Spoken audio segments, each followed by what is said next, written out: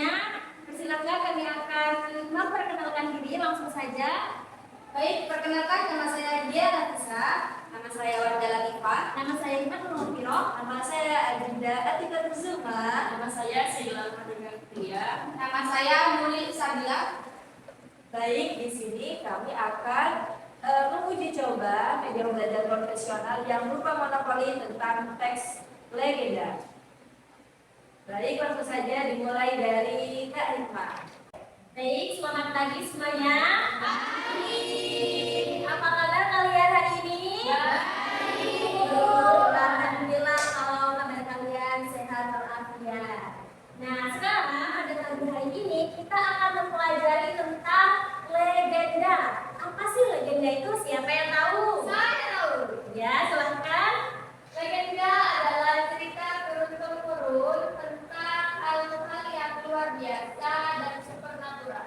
Nah, iya benar. Jadi teman-teman, legenda itu merupakan cerita tradisional atau cerita turun-temurun yang mengandung unsur tradisional di dalamnya, mengandung unsur supernatural di dalamnya dan dipercayai ada beberapa nilai di dalamnya seperti nilai agama, nilai moral, nilai budaya dan lain-lain sehingga kita bisa belajar mempelajari sesuatu dari nilai-nilai yang terkandung dalam legenda tersebut. Nah, di sini legenda itu memiliki unsur di dalamnya. Siapa yang tahu apa saja unsur-unsur dalam legenda? Tidak ada? Tidak ada. Unsur dalam legenda itu ada dua, yaitu unsur intrinsik dan unsur ekstrinsik. Tahu kan apa itu unsur intrinsik dan unsur ekstrinsik, teman-teman? Tidak tahu. Nah, unsur intrinsik ini adalah unsur yang membangun cerita itu dari dalam cerita tersebut. Nah, seperti adanya tema, adanya alur, seperti itu. Dan cerita ekstrinsik ini adalah cerita unsur yang membangun cerita dari luar, yaitu seperti adanya sejarah dari pengarangnya maupun bentuk psikologis dari seorang pengarang. Nah, dan pembelajaran kita pada pagi hari ini akan berjalan dengan menggunakan media, yaitu media monopoli. Bagaimana cara bermainnya dan cara pembelajarannya akan dijelaskan oleh rekan kita, Kak Diana. Baik, langsung saja di sini saya akan menjelaskan mengenai capaian pembelajaran pada pagi hari ini, yaitu peserta didik mampu mengidentifikasi dan memahami informasi penting dari legenda daerah setempat yang didengar dan dibaca. Nah, jadi capaian kita pada pagi ini yaitu diharapkan siswa dapat memahami informasi penting dari legenda tersebut. Nah, yang kedua, peserta didik ini dapat mengenali unsur. Seperti tadi, dua unsur yang tadi ada unsur intrinsik dan unsur ekstrinsik. Ya. Nah, lalu tujuan pembelajarannya adalah yang pertama, mengidentifikasi kembali alur legenda mulai dari pertama hingga akhir, hingga penyelesaian cerita pada kedua legenda tersebut. Nah, yang kedua, mengenali tokoh dan watak tokoh dalam legenda ini. Legenda kita temanya yaitu mengambil yang berjudul Nyi Roro Kidul dan juga Malin Kundang. Nah, dalam kedua legenda tersebut dapat dijelaskan peran tokoh-tokoh tersebut dalam membangun jalannya cerita. Selanjutnya yaitu menceritakan ulang isi legenda secara lisan dengan struktur yang benar, intonasi yang tepat, dan pemilihan kata yang sesuai. Jadi diharapkan siswa itu bisa menceritakan ulang dari isi legenda. Juga menyajikan kembali legenda secara tulisan, baik berupa ringkasan, paragraf cerita ulang, atau penjelasan urutan peristiwa berdasarkan pemahaman masing-masing siswa. Selanjutnya, menggunakan informasi yang diperoleh dari permainan monopoli untuk memperkaya cara siswa menceritakan kembali isi legenda. Misalnya melalui kartu tantangan, di situ sudah ada, atau melalui kartu peran atau kartu pertanyaan. Juga menyampaikan kembali legenda dengan percaya diri baik dalam kelompok maupun di dalam kelas sebagai bentuk penerapan pemahaman dan keterampilan berbicara. Jadi di sini yang ditekankan adalah keterampilan berbicaranya. Juga menyimpulkan inti cerita legenda secara mandiri dengan mengaitkan unsur-unsur cerita yang telah dikumpulkan selama bermain monopoli. Jadi inilah tujuan pembelajaran dari media pembelajaran ini. Selanjutnya akan dijelaskan cara-cara bermainnya. Baik anak sekalian, halo. Di sini saya akan menjelaskan cara bermain dari monopoli ini. Yang pertama, kita harus menyiapkan monopolinya. Dan yang kedua, kita akan membagikan 4 kelompok yang diisi masing-masing 5 orang. Nah, setiap kelompoknya itu akan maju mewakili teman-temannya untuk bermain monopoli secara bergantian dengan menggunakan pion. Ini adalah pion. Setelah itu kita mulai dari starter. Ya, starter.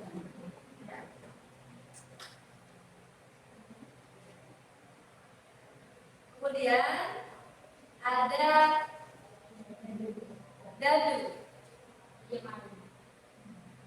Dadu ini dilemparkan setiap kelompok secara bergantian. Ada di angka 2. Jadi kita maju 2 angka 1 2. Pionnya berhenti di pernyataan. Lalu kemudian kita mengambil 1 kartu pernyataan. Kemudian kita baca. Di pernyataan ini berisikan buatlah dialog antara Dewi Mutiara dan Nenek Jahil dalam cerita Nyi Roro Kidul. Berarti ini memperagakan antara Nenek Mutiara, antara Dewi Mutiara dan Nenek Jahil dalam cerita Nyi Roro Kidul. Kemudian ketika menempati kotak beruntung, ini berarti dia bebas dari pernyataan dan pertanyaan, seperti itu. Kemudian ketika kita menempati pertanyaan, dari pertanyaan kita akan mendapati kartu pertanyaan yang berisikan dari sudut pandang siapakah cerita paling mudah diceritakan. Apakah dari sudut pandang orang pertama, kedua, atau ketiga? Nah, seperti itu.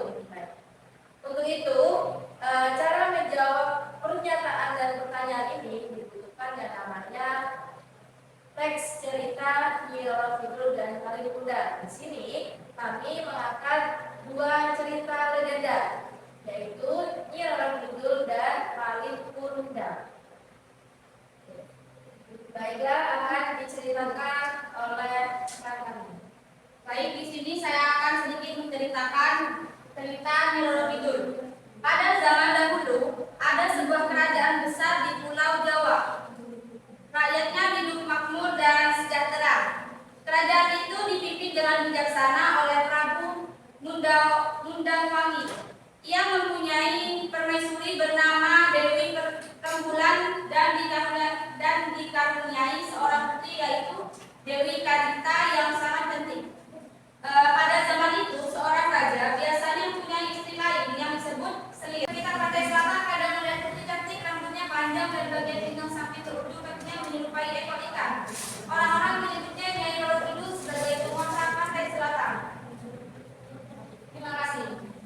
Selanjutnya saya akan baca cerita legenda Paling Kuda. Pada suatu hari, hiduplah sebuah keluarga nelayan di pesisir pantai wilayah Sumatera. Keluarga tersebut terdiri dari ayah, ibu, dan seorang anak laki-laki yang diberi nama Paling Kuda.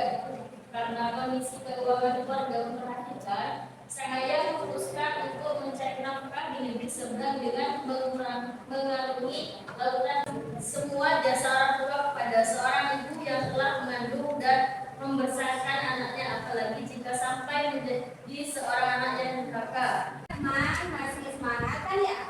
Ya. Oke, selanjutnya di sini kita akan membagi kalian menjadi 4 kelompok, ya. 4 kelompok. 1, 2, 3, 4, 5 kelompok 1. 1, 2, 3, 4, 5 kelompok 2.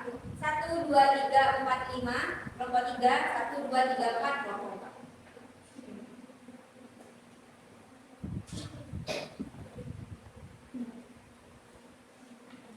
Baik teman-teman, jika kalian sudah menerima cerita legenda yang sudah kita bagikan, kalian silakan berdiskusi dengan kelompok masing-masing untuk memahami cerita yang sudah kamu ceritakan dan juga kalian pahami dengan dibaca.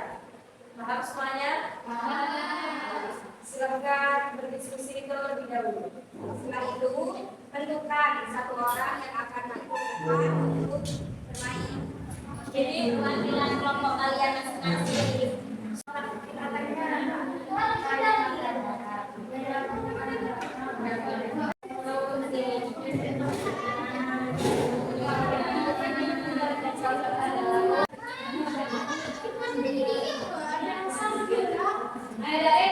Baik teman-teman, sudah kan semuanya bacanya? Sudah. Silakan perwakilan kelompok maju di depan. Ya, yang kalian tunjuk. Yang kalian tunjuk, ayo silakan maju perwakilan. Kelompok 1 siapa? Kelompok 2 siapa? Kelompok 3 siapa? Dan kelompok 4 siapa? Silakan maju ke depan. Ayo kelompok siapa? Kelompok 1 siapa? Ayo kita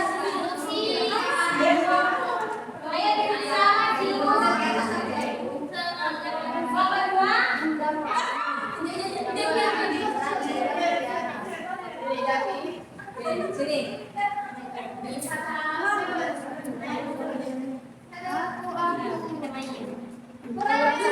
Kelompok 2.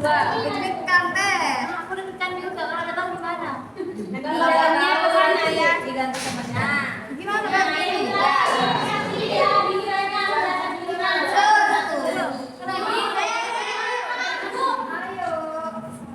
Kesepakatan kelompok ini mau mempipa apa? Mempipa. Oke, mempipa yuk. Oke, pertama Saada, terus lagi mempipa. Kedua, terus sih. Ya, ini Rasif. Sudah paham kan bagaimana cara bermainnya? Iya, paham. Seperti monopoli pada umumnya ini, tapi bedanya kita menceritakan legenda. Silahkan dimulai dari Mbak Saada. Pilih Jadinya dulu, mau pion yang mana?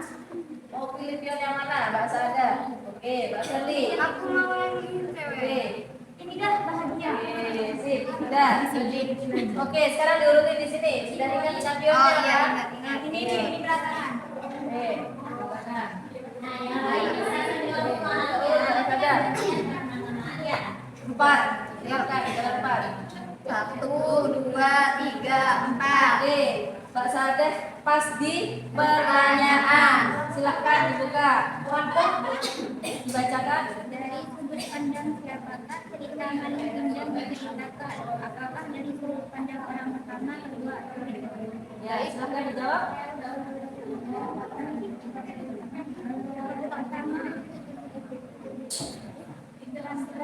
Orang pertama katanya. Sudut pandang orang pertama, kedua, atau ketiga?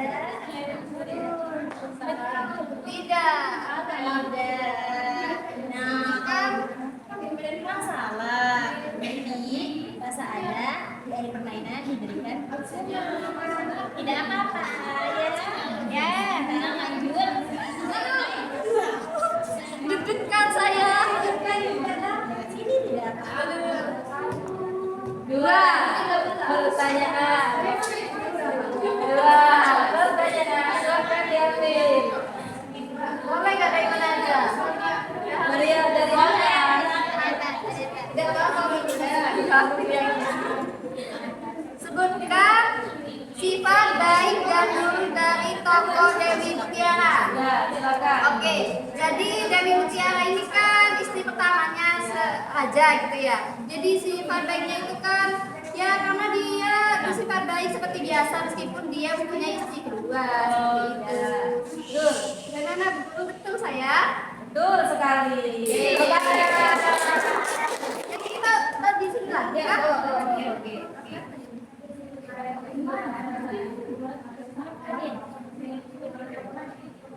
Selanjutnya, Dari Mutiara istri kedua sendiri kan? salah. Dewi Mutiara istrinya pertama Rembulan, kemudian anaknya Kadita dan istri keduanya adalah sendirinya itu Dewi Mutiara. Berarti aku salah. Dari kedua. Salah. Dapat hukuman.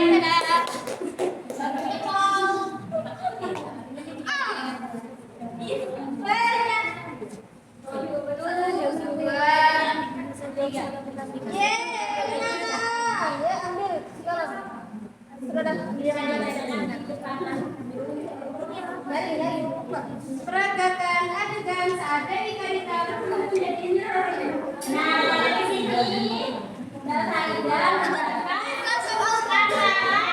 adegan saat Dewi Kadita berubah menjadi Nyi Roro Kidul. Baik, kalau di sini kamu persilakan untuk Peragakan.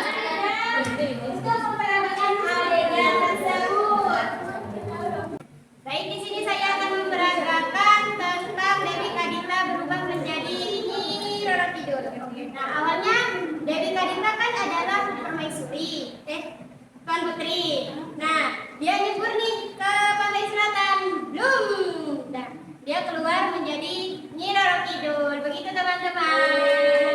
Betul kan? Satu, dua, tiga, empat, lima. Jadi,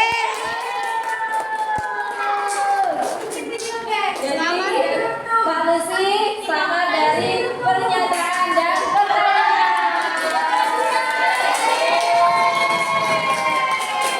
Yang bawah yang bisa menjawab silakan kembali duduk ke tempatnya masing-masing, dan yang belum bisa menjawab mendapatkan hukuman.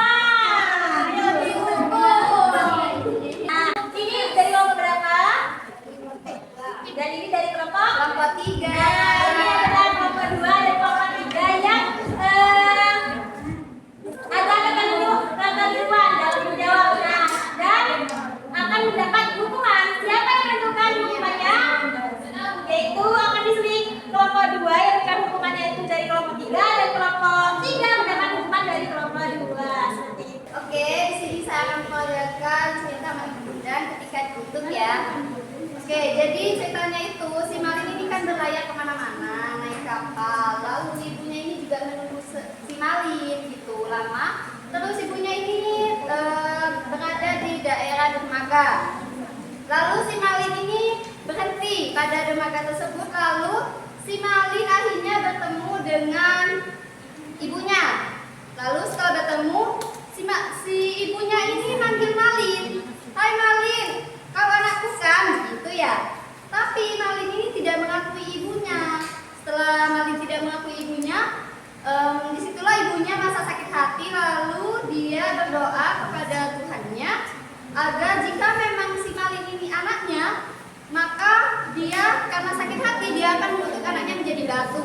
Nah setelah itu dan si Maling ini beneran anaknya, jadilah dia menjadi seorang batu. Begitu. Terima kasih. Baik, di sini saya akan menceritakan mengenai sikap jahat dari Dewi Mutiara, yaitu dia memiliki sikap iri dengki terhadap Putri Rembulan dan Dewi Kadita. Jadi akhirnya Dewi Mutiara ini memiliki iri dengki karena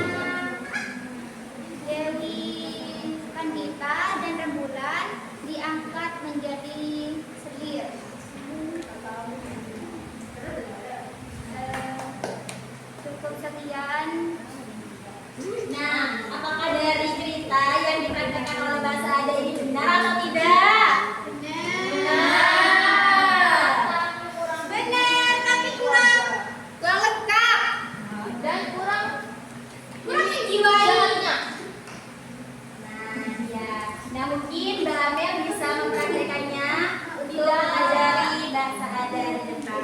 Nah, karena kurang, nanti bahasa Ada bisa mempelajarinya bagaimana peragaan dan mimik wajah yang benar. Seperti itu ya.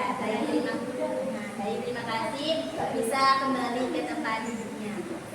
Alhamdulillah sudah sampai di akhir pembelajaran hari ini. Berdasarkan kegiatan pembelajaran hari ini melalui media pembelajaran monopoli berbasis teks legenda dengan cerita Nyi Roro Kidul dan Wali Muda, dapat kita simpulkan bahwa legenda itu tidak hanya memberikan hiburan tetapi juga menyampaikan nilai-nilai moral dan pelajaran hidup yang penting. Nah, dari cerita Malin Kundang kita belajar tentang cara menghormati orang tua, dan sedangkan pada legenda Nyi Roro Kidul kita mengingatkan kita agar selalu bersikap rendah hati dan menjaga perilaku. Selain memahami isi cerita, melalui permainan ini kita juga memperkuat pemahaman tentang unsur intrinsik seperti tokoh, alur, latar, dan amanat. Kegiatan permainan ini terbukti membuat proses belajar menjadi lebih menyenangkan. Apakah teman-teman merasa senang dengan permainan ini?